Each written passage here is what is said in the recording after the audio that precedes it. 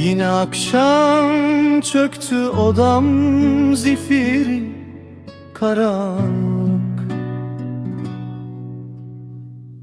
Duvarlarda yankılanır o son bakışın, o son anlık.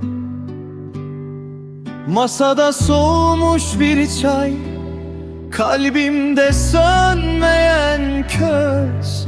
Söylesene vefasız, hani nerede o verdiğin söz? Ah, içimde bitmez bir fırtına, dinmiyor bu acı.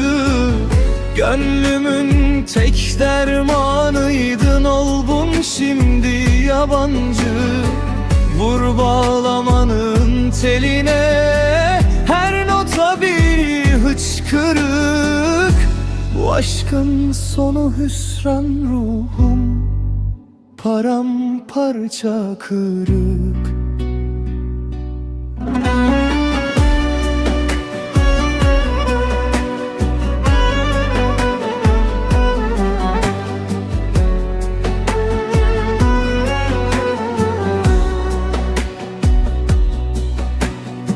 Sokak lambaları, dertli yollar sensizliğe uzar.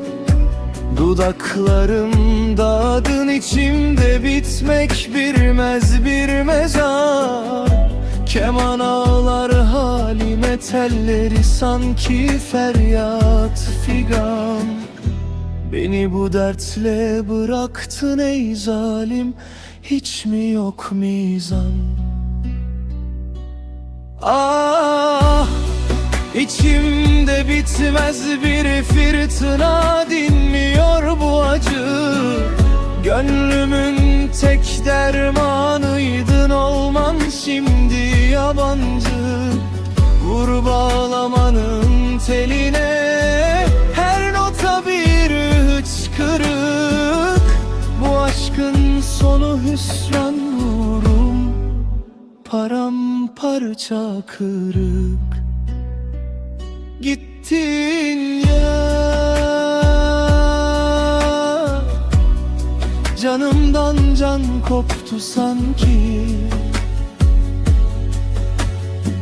Artık ne bahar gelir bu ömre,